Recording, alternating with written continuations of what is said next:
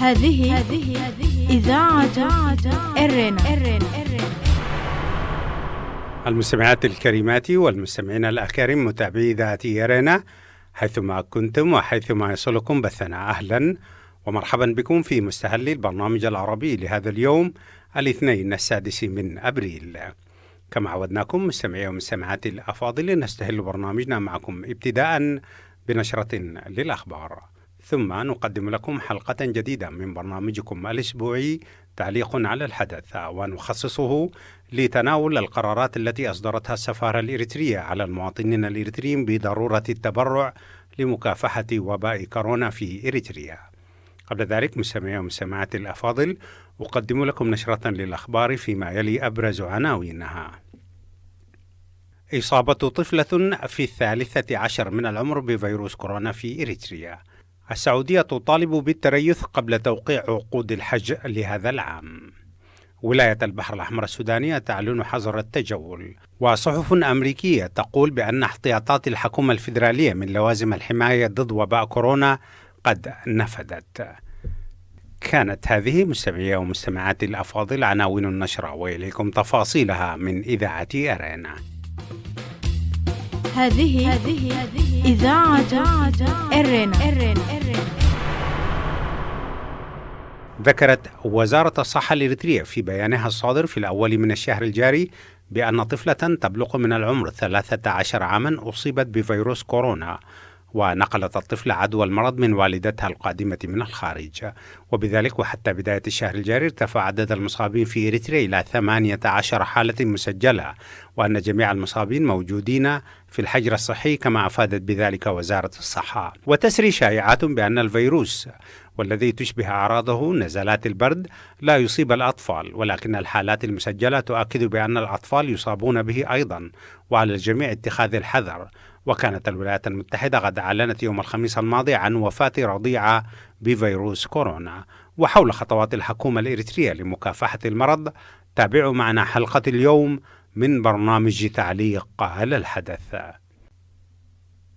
نقلت BBC عن وزير الحج السعودي طلبه من الحجاج الذين يعتزمون أداء فريضة الحج هذا العام التريث قبل إبرام عقود رحلات الحج في ظل غياب رؤية واضحة لتطورات انتشار فيروس كورونا. وقال وزير الحج والعمرة السعودي محمد صالح بن طاهر بنتن أن المملكة قلقة بشأن سلامة الحجاج، وحث الناس على التريث قبل إبرام عقود الحج. وكان من المتوقع سفر نحو 2,000,000 شخص إلى مكة والمدينة في شهر يوليو وأغسطس المقبلين لأداء شعائر الحج. وعلقت السلطات السعودية بالفعل رحلات العمرة كإجراء احترازي يهدف إلى الحد من انتشار الفيروس، كما منعت الأشخاص من دخول مكة والمدينة وكذلك العاصمة الرياض في خطوة لاحتواء تفشي الفيروس الذي أصاب حوالي 1500 شخص وأدى إلى وفاة 10 أشخاص. وقال وزير الحج السعودي أن السعودية مستعدة بشكل كامل لخدمة الحجاج والمعتمرين، ولكن في ظل الظروف الحالية نحن نتحدث عن جائحة عالمية نسأل الله السلامة منها، وتحرص المملكة على الحفاظ على صحة المسلمين والمواطنين. وأضاف أن وزارتي الحج والصحة تجريان أعمال تفتيش للفنادق التي تستخدم حاليا لإيواء المعتمرين الذين كانوا يؤدون العمرة قبل تعليقها ثم أمروا بالعزل الذاتي، والذين لم يتمكنوا من العودة إلى بلدانهم. كما قال الوزير أنه في الوقت الحالي سيجري تعويض الأشخاص الذين اشتروا تأشيرات عمرة ولم يتمكنوا من استخدامها. وفي ظل المخاوف من انتشار المرض عالميا، من المتوقع أن ترجي العديد من الدول سفر الحجيج لأداء فريضة الحج لهذا العام، والتي تجمع سنويا ما يزيد عن 2,500,000 حاج من سائر دول العالم. نقلت وكالة السودان للأنباء عن والي ولاية البحر الأحمر السودانية اللواء ركن حافظ التاج إصداره قرارا ولائيا بحظر التجول من الساعة 6 مساء وحتى 6 من صباح اليوم التالي، وقفل الأسواق من 5 مساء، وذلك في إطار الخطة الاحترازية للتصدي لوباء كورونا. ووجه القرار بالالتزام بمقررات لجنة الطوارئ الصحية واتباع الإرشادات بهذا الخصوص. على صعيد آخر، شكلت محلية بورسودان لجنة خاصة لمحاربة فيروس كورونا بالتعاون والتنسيق مع إدارتي إصحاح البيئة والطب الوقائي، ونفذت المحلية عددا من الأنشطة التي تسهم في الحد من التجمعات، خاصة إغلاق سوق الزيارة وأسواق الدلالات ومواقع تعاطي الشيشة وتجمعات المقاهي، هذا بالإضافة إلى الترتيبات الجارية لتسيير حملات لرش الأسواق ومتابعة تطبيق الضوابط الصحية بالأسواق للحيلولة دون انتشار المرض.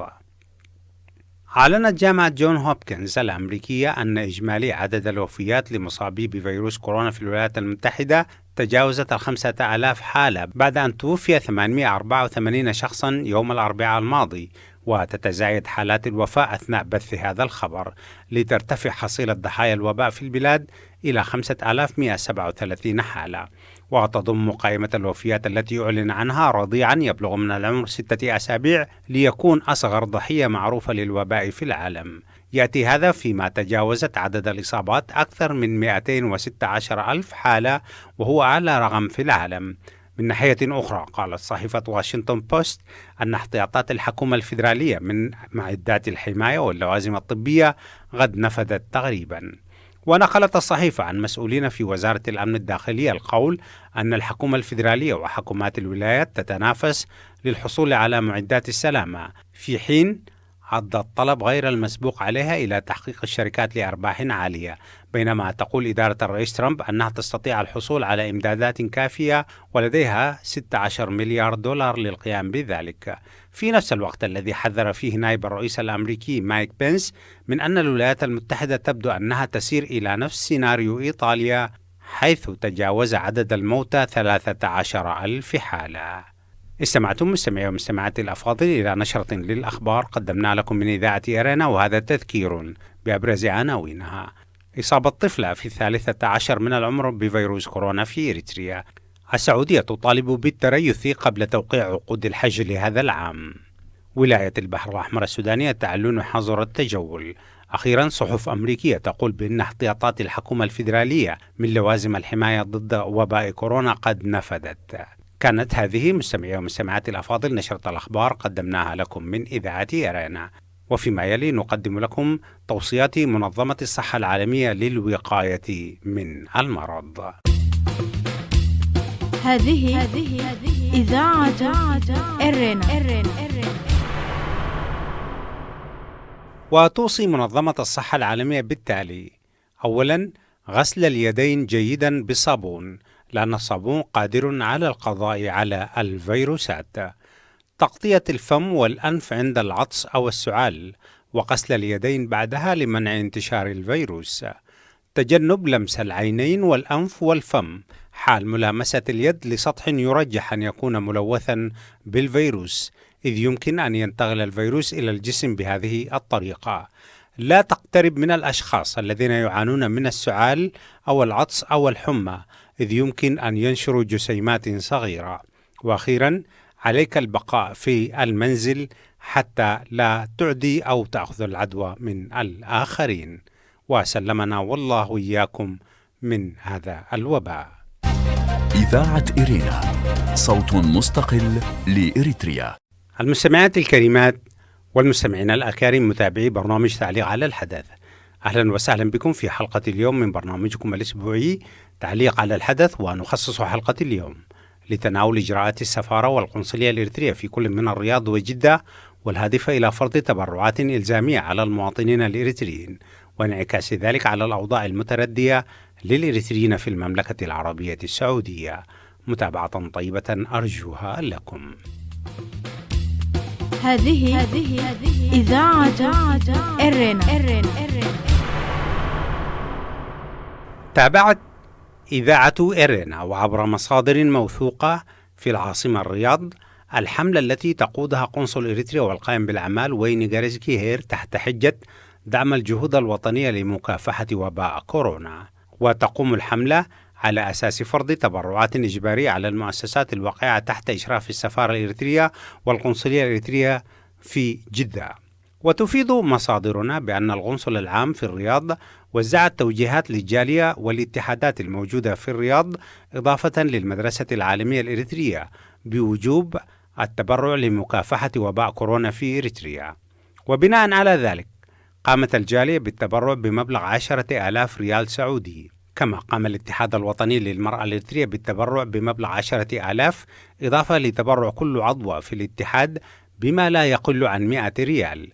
وبالمثل قامت المدرسة العالمية الإريترية بالتبرع بمبلغ 5,000 ريال إضافة لتوزيع رسائل لأولياء أمور ما يزيد عن 2,000 طالب وطالبة بضرورة التبرع في الحملة.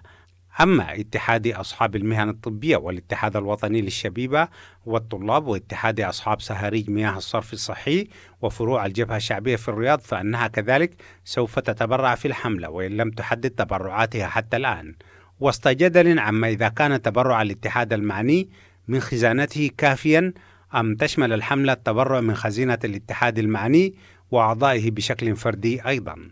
ويتضح من مبادرة اتحاد المرأة العامة والخاصة بأن الجميع ملزم بدفع التبرع حتى ولو قام الاتحاد بالتبرع من خزانته.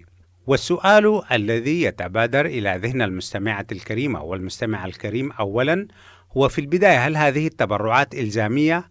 وما الذي يمكن أن يحدث لمن يرفض دفع هذه التبرعات؟ إذاعة إرينا، صوت مستقل لإريتريا.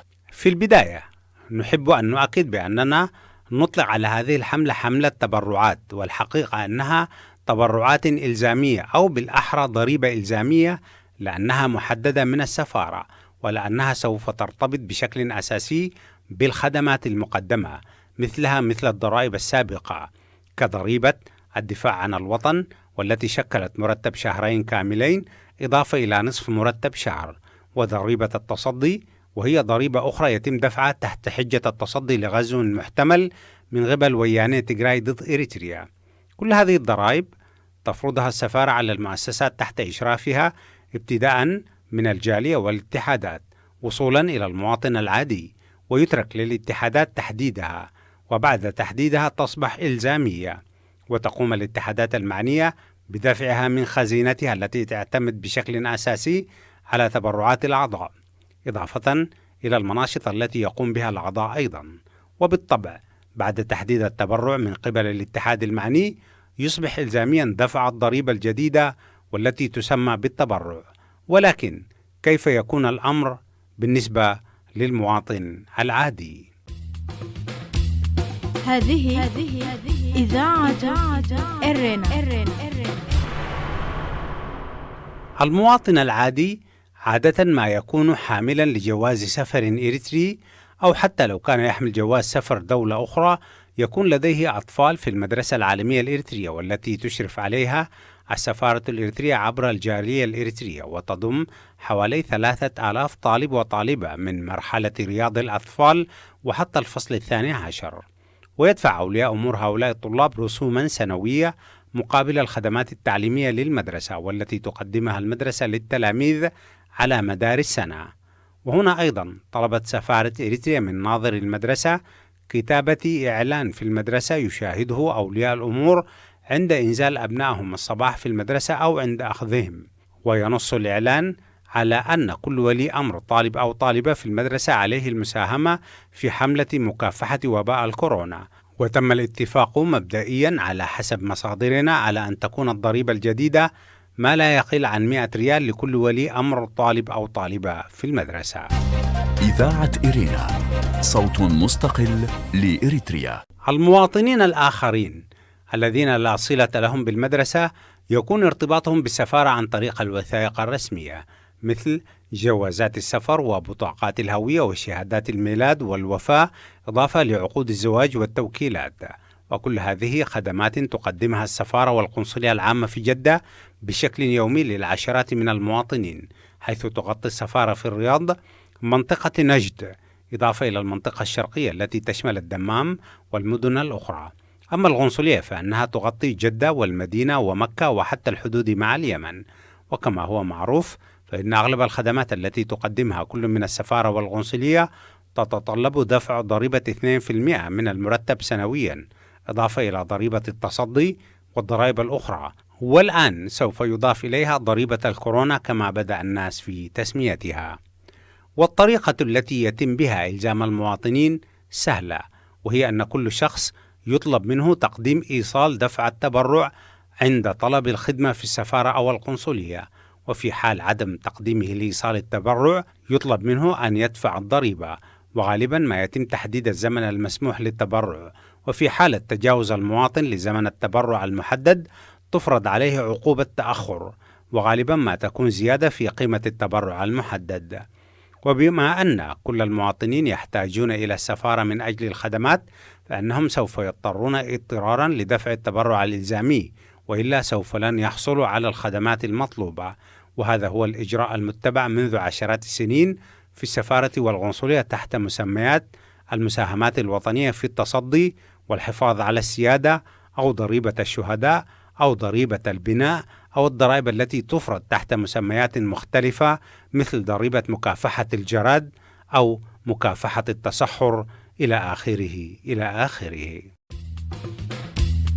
هذه إذاعة إرنا. ومن الوسائل التي يعاقب عليها من لا يدفع الضريبة في السفارة هو أسلوب درجت عليه السفارة بشكل خاص في العقدين الماضيين، إضافة إلى الحرمان من الخدمات بالنسبة للمواطن والتضييق عليه، وهو أسلوب التخوين والحط من كرامة المواطن، حيث يتم شتم المواطن وتحقيره واتهامه بأنه تخاذل عندما احتاج إليه الوطن ومواطنيه، خاصة في ظل الظروف الراهنة للوباء الذي يجتاح العالم. وسوف يكون من الطبيعي سماع عبارات مثل أين كنت عندما كان الوباء يقتل إخوانك وإخواتك في البلاد، وعبارات مثل أنت لا تأتي للسفارة إلا عندما تحتاج لخدمة، وتتخاذل عندما يطلب منك الوطن أداء الواجب. مثل هذا الأسلوب شائع في السفارة، وأصبح الموظفون مجبرون على اتباعه مع المواطنين، وإن كان بعض الموظفين مكرهون على ممارسته، ولكن كل من مر بالسفارة خلال العقدين الماضيين ربما يكون قد تعرض لموقف أو آخر من نفس النوع. والتشديد على المواطن وأخذ ماله أصبح محط تنافس بين السفارة في الرياض والقنصلية في جدة، وأصبح كما كان دائما عربون ولاء المسؤول للحكومة ورئيسها في أسمرة. وجوهر الموضوع هو من يستطيع أن يستحلب أكبر قدر من الأموال من المواطنين لإرسالها إلى أسمرة لنيل الحظوة لدى مكتب الرئيس ومكتب الوزير، بما أن المسؤول استطاع تقديم كل ما يحتاجه الوطن من عرق المواطن المغلوب على أمره. إذاعة إرينا، صوت مستقل لإريتريا. ولكن السؤال الذي يتبادر إلى ذهن كل من يطلب منه دفع هذه الضريبة الجديدة هو أين يمكن لي أن أدفع هذه الضريبة الجديدة مع الرسوم الجديدة لتجديد الإقامات ورسوم المدارس وإيجارات المنازل ومصاريف الأسرة وفواتير الخدمات، كيف وكيف وكيف. ولكن من يهتم بمعاناة المواطن الإريتري سواء كان في الداخل أو الخارج؟ ففي الداخل هو أسير جدران الوطن، والذي أصبح يعد بعد التحرير وحتى اليوم أكبر زنزانة في أفريقيا. أما في الخارج فالحكومة وسفاراتها وقنصلياتها لا تنظر للمواطن سوى أنه بقرة حلوب تستحلب تحت حجج تتجدد في كل ظرف. وحكومة إريتريا عبر سفاراتها لا تجد سوى استنزاف أموال المواطن، مرة عبر استثارة العواطف والاستعطاف الذليل، ومرات عبر الابتزاز والحرمان من الخدمات، خاصة في دول الشرق الأوسط حيث لا مناص للمواطن من السفارة وخدماتها. اليوم بينما يعاني العالم من تفشي وباء كورونا وقيام الحكومات في مختلف دول العالم بالتوجه للحد من التفشي عبر كل الإجراءات المتاحة، تحاول إريتريا وموظفي سفاراتها في الخارج استغلال الفرصة لجني المال. ونسمع من هنا وهناك أصوات تقول بأن الحكومة الإريترية تحاول صادقة منع انتشار المرض وتقديم العون للمرضى والاحتياط لمواجهة الكارثة، ولكن ما يدرينا في ظل غياب الشفافية والمساءلة القانونية والفساد أن أموال الغلابة لا يتم استخدامها في أغراض أخرى لا علاقة لها بحماية المواطنين من الوباء، والتجربة خير برهان. ولمن لا يعلم بأن الحكومة الإريترية صرفت ملايين الدولارات على تنظيم الجبهة الديمقراطية لتحرير تيغراي والمعروف باسم دمهيت، وذلك من عرق المواطن الإريتري المغلوب على أمره. والحكومة الإريترية صرفت أيضا بالعملة الصعبة لملابس وأسلحة وتدريب وغذاء ذلك الجيش الذي كانت تحتفظ به كسيف مسلط على رقبة حكومة إقليم تيغراي، ناهيك عن ملايين من الدولارات الأخرى التي صرفت على المعارضة الإثيوبية. كل تلك الأموال كانت تجبى من المواطنين في الخارج تحت مزاعم حماية الوطن والدفاع عنه، واليوم تهب سانحة أخرى للحكومة وأذنابها لاستنزاف المواطن المغلوب على أمره تحت مزاعم مكافحة وباء الكورونا. هذه إذاعة إرنا. استمعتم مستمعات الكريمات ومستمعي الأكارم فيما مضى من وقت إلى تعليق حول قرار سفارة دولة إريتريا في الرياض فرض ضريبة إلزامية على المواطنين بخصوص مكافحة وباء كورونا في البلاد. وقبل ختام نشرتنا الإخبارية لهذا اليوم أقدم لكم موجزا لأهم ما ورد في صدر نشرتنا الإخبارية. إصابة طفلة في 13 من العمر بفيروس كورونا في إريتريا. ذكرت وزارة الصحة الإريترية في بيانها الصادر في الأول من الشهر الجاري بأن طفلة تبلغ من العمر 13 عاما ونقلت الطفلة عدوى المرض من والدتها القادمة من الخارج، وبذلك وحتى بداية الشهر الجاري ارتفع عدد المصابين في إريتريا إلى 18 حالة مسجلة، وأن جميع المصابين موجودين في الحجر الصحي كما أفادت بذلك وزارة الصحة. السعودية تطالب بالتريث قبل توقيع عقود الحج لهذا العام. نقلت الBBC عن وزير الحج السعودي طلبه من الحجيج الذين يعتزمون أداء فريضة الحج هذا العام التريث قبل إبرام عقود رحلات الحج في ظل غياب رؤية واضحة لتطورات انتشار فيروس كورونا. وقال وزير الحج والعمرة السعودي محمد صالح بن طاهر بنتن أن المملكة قلقة بشأن سلامة الحجاج وحث الناس على التريث قبل إبرام عقود الحج. وكان من المتوقع سفر نحو 2,000,000 شخص إلى مكة والمدينة في شهري يوليو وأغسطس المقبلين لأداء شعائر الحج. وعلقت السلطات السعودية بالفعل رحلات العمرة كإجراء احترازي يهدف إلى الحد من انتشار وباء كورونا. ولاية البحر الأحمر السودانية تعلن حظر التجول. نقلت وكالة السودان للأنباء عن والي ولاية البحر الأحمر السودانية اللواء ركن حافظ التاج إصداره قرارا ولائيا بحظر التجوال من الساعة 6 مساء وحتى 6 من صباح اليوم التالي، وقفل الأسواق من 5 مساء، وذلك في إطار الخطة الاحترازية للتصدي لوباء كورونا. صحف أمريكية تقول بأن احتياطات الحكومة من لوازم الحماية نفذت. ذكرت صحيفة واشنطن بوست أن احتياطات الحكومة الفيدرالية من معدات الحماية واللوازم الطبية قد نفذت تقريبا. ونقلت الصحيفة من مسؤولين في وزارة الأمن الداخلي القول أن الحكومة الفيدرالية وحكومات الولايات تتنافس للحصول على معدات السلامة، في حين أدى الطلب غير المسبوق عليها إلى تحقيق شركات لأرباح عالية. كان هذا مستمعي ومستمعاتي الأفاضل موجزا لأهم ما ورد في صدر نشرتنا الإخبارية، ونقدم لكم قبل الختام الإرشادات التي توصي بها منظمة الصحة العالمية للوقاية من المرض. إذاعة إرينا، صوت مستقل لإريتريا. وتوصي منظمة الصحة العالمية بالتالي: أولا، غسل اليدين جيدا بالصابون، لأن الصابون قادر على القضاء على الفيروسات. تغطية الفم والأنف عند العطس أو السعال، وغسل اليدين بعدها لمنع انتشار الفيروس. تجنب لمس العينين والأنف والفم حال ملامسة اليد لسطح يرجح أن يكون ملوثا بالفيروس، إذ يمكن أن ينتقل الفيروس إلى الجسم بهذه الطريقة. لا تقترب من الأشخاص الذين يعانون من السعال أو العطس أو الحمى، إذ يمكن أن ينشروا جسيمات صغيرة. وأخيرا، عليك البقاء في المنزل حتى لا تعدي أو تأخذ العدوى من الآخرين. وسلمنا والله وإياكم من هذا الوباء. هذه إذاعة إرنا. المستمعين والمستمعات الأفاضل، أهلا وسهلا بكم مجددا. وقبل ختام فقرات برنامجنا لهذا اليوم أذكركم دوما بأنكم يمكنكم الكتابة إلينا والتواصل معنا على البريد الإلكتروني arabicirena@gmail.com. وحتى الملتقى بكم مجددا مستمعي ومستمعات الأكارم في حلقة من برنامج تعليق على الحدث والبرامج الأخرى لإذاعة إرينا. لكم من محدثكم فتحي عثمان، ومن زملائي في الإذاعة أطيب التحايا، ودمتم في رعاية الله وحفظه وأمانه. هذه إذاعة إرنا.